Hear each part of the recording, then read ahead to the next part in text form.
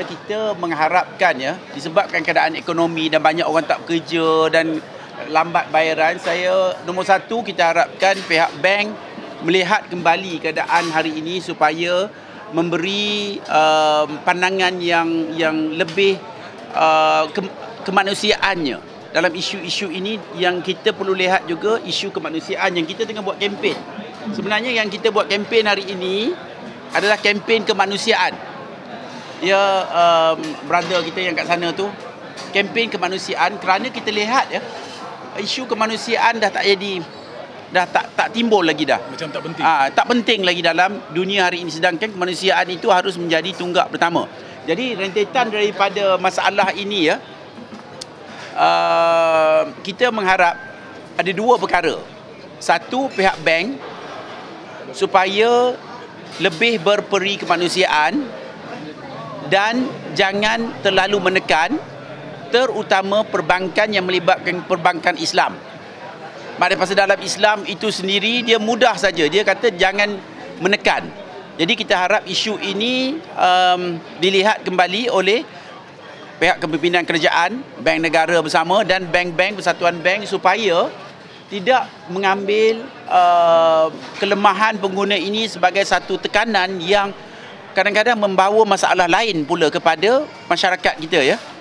Jadi bila kita minta, kita desak isu kemanusiaan, dia bukan hanya kepada institusi perbankan, tetapi kepada semua stakeholders dalam rangkaian financial services, termasuk MDI.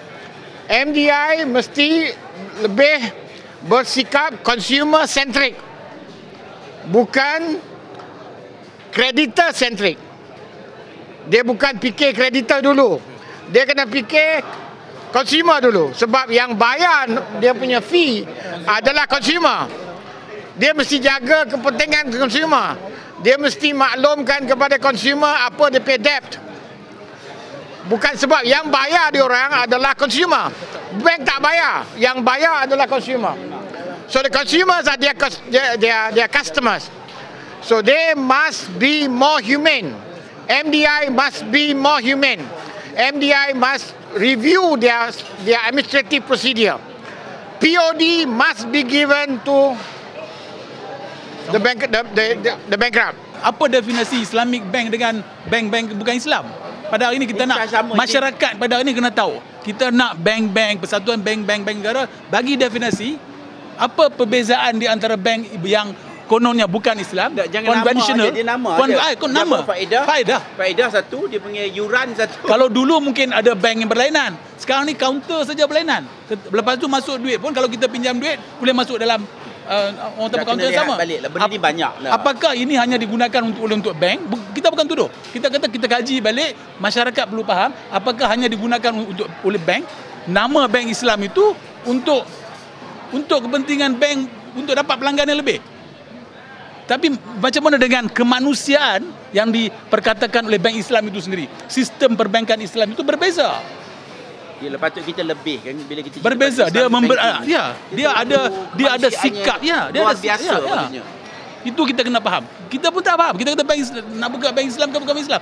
Ini rupanya berlaku. Sama rupa-rupanya lagi teruk. Ni, maknanya kita nak kerajaan, pegawai-pegawai kerajaan, pegawai bank melihat kemanusiaan menjadi isu dan kita sama-sama nak menyelesaikan, nak membantu, bukan nak menyusahkan.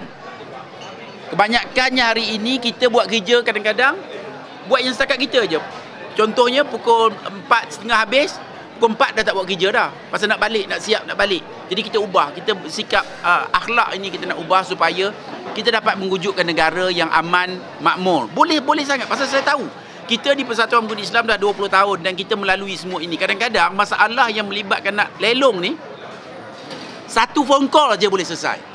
Percayalah, sedangkan orang tu anak, pinak, semua keluar rumah berbanding dengan satu phone call.